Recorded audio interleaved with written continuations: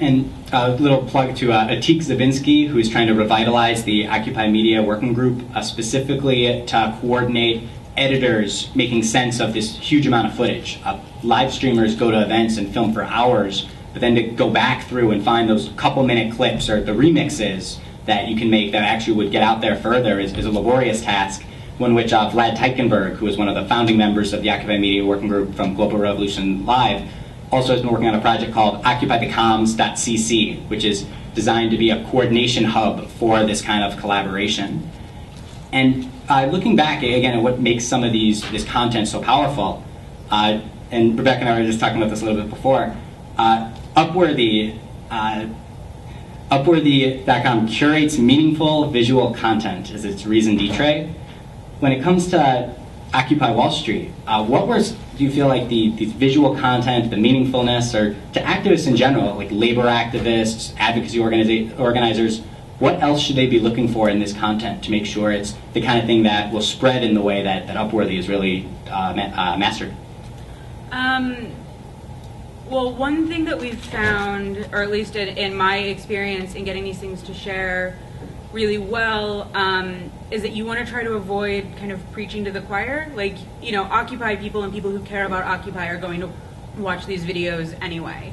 So you want to frame it in a way that, you know, Joe Schmo living in Minnesota who doesn't care about Occupy Wall Street is still going to understand how the housing crisis or the banking crisis or loans are going to affect him. So when we put our headlines up, you know, our writing process is you write 25 headlines and then you pick the one that you think is going to work the best to make it like so that people will click on it and also so that they'll share it.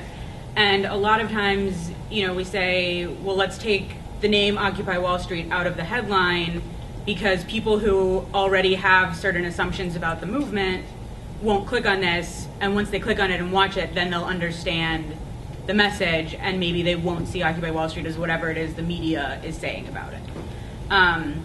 So that's a really big thing that we found in getting that to share. And the other thing, you know, you guys were talking a little bit about things being timely, but some of our biggest hits have been, like, there was a 2-year-old clip of the Irish president ranting about the Tea Party, and that got like 4 million hits, and it was 2 years old.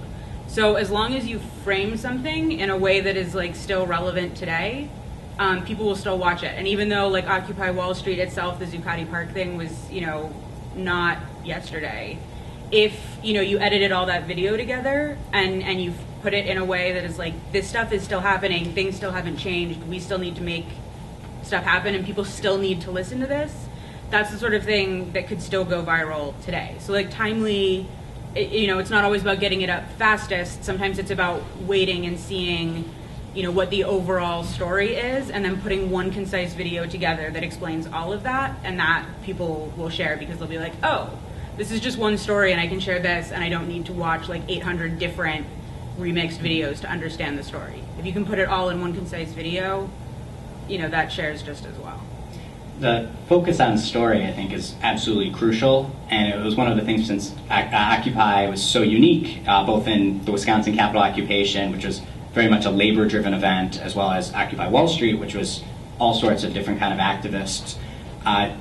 Really, the narrative that video portrayed much better than anything else, frankly, in my view, was that these weren't others. I mean, these were people that were kind of regular people, like teachers sleeping inside the Wisconsin Capitol occupation, college students, grad students, I have a diverse spectrum of people sleeping in Zuccotti Park.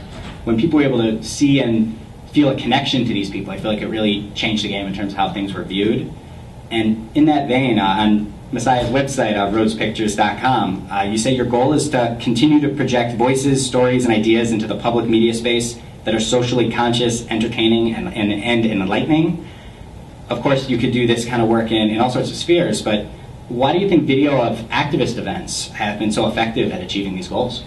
I don't know. I mean, I've been slowly evolving to bigger stuff, but I guess it's just like on the ground. I think live stream is going to pretty much take our jobs anyway. Once people like have access to that content, you know, the same way you have these memes of like, you know, hide your kids, hide your wife, and you know, and you know, ain't got no time for that.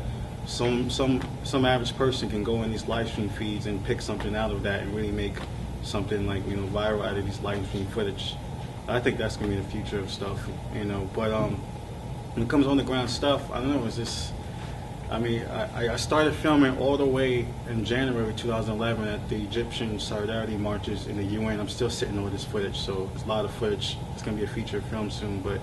And then, you know, I just saw that, you know, something was building here and people really needed to see it on the ground, even though they may come across this video like 4 years from now, just to see, like, you know, stuff was happening, stuff was building, people were organizing from, you know, May 12th, 2011, you know, to the little occupation that happened in Albany in March 2011, to Bloombergville.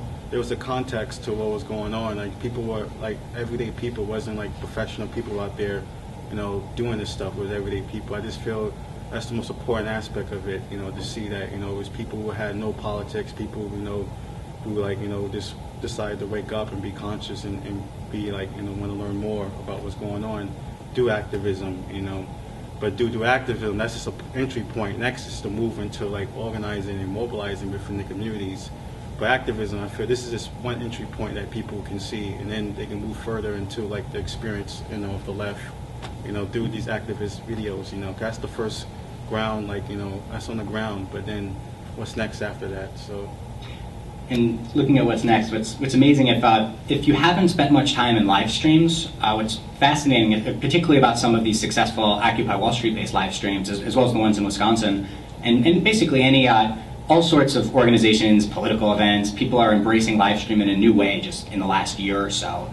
There's a live chat room that's going on that sucks in tweets to, it can sync to a Twitter account or to other social media, where there's an active conversation about what clips are the best, what's happening, where they want the live streamer to go, what he should be talking about.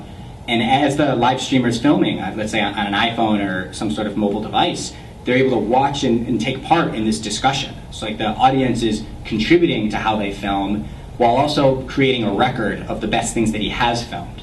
So in theory, and what a lot of these Occupy working groups are now trying to figure out a way to collaborate on, is how do you get those notes that were filmed live at the time translated into digestible clips of the video so that people that want to plug in don't have to watch an hour, but they could just watch a couple minutes. And to your other point, in terms of the power of organizing, one thing that we have been talking about, I believe, with everybody on this panel, and everyone in general a very fair amount, is a big hurdle that we have for getting these voices out, for getting these videos out, is the most successful social network to date, Facebook, has been specifically changing its algorithm in terms of how videos distribute through it. According to Facebook, Facebook's blog, their official blog, they say that if your post includes a photo album, picture, or video, it generates about 180%, 120%, and 100% more engagement. So as if it's a photo album, it gets almost double as much as a video. And anecdotally, it seems like it's even more off than this, and we can't know because it's dependent on their secret algorithm called EdgeRank, which decides which content to seed in whose feeds. And the numbers just continue to fluctuate, where online activists and social media strategists are kind of just playing by ear, seeing what other people are doing and modeling what works. And the best analogy that I've heard of it since is that these changes really started to be implemented after Facebook spent $1 billion to buy Instagram.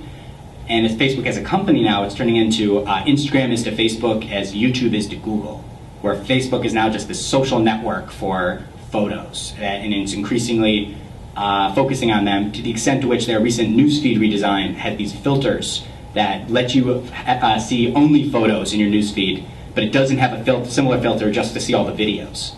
In which they easily create the same system, but just they want you to focus on the pictures. And Winnie, as someone who spends a very fair amount of your time sucked into Facebook and looking at these analytics, how have you experienced these disparity, and how has it impacted your social media strategy? Well, I mean, I think that I'm not saying that I've like cracked EdgeRank, because I'm not, trying to do that, because that's a bot and I'm not a bot. But I think that like you can build community in Facebook, and you can like make friends with people who have very big followings, and then you can open up this sort of like network, and then you can create your own network, and then you start seeing like a lot of movement and traction on the things that you share and curate. I mean, me personally, I moderate and I admin like a lot of different feeds on Facebook, and some of them are Occupy oriented, some of them are way more radical, some of them are very political, and some of them are like, you know, kind of corporate. Like Good, for instance, is an example of a Facebook feed that I help to manage, and we're implementing like a lot of Instagram because we want to sort of stay on trend with what's going on. But I'm also like opening Good up to like my more sort of radical activist oriented network. So now we're sort of seeing like, you know, Good posts who would not normally be featured in like Occupy Sandy crop up in Occupy Sandy. So that's what I do. Like I've fostered this like kind of network of openness, and you know, other admins will happily share something that I post, and I'll do the same for them. And you know, there's a lot of people online who are doing the same thing. 350 is doing that. Sierra Club, not so much, but Other 98% is a great example. They have done just phenomenal work with their social, and they'll you know, choose a photo that they maybe found from someone else's Facebook feed and then tag and thank them, and that gives that page more likes. And so there's like just this like culture of cooperation that that you can foster in Facebook that you can't really maybe do in real life, but you should try to do in real life anyway. So that's what I've been trying to do.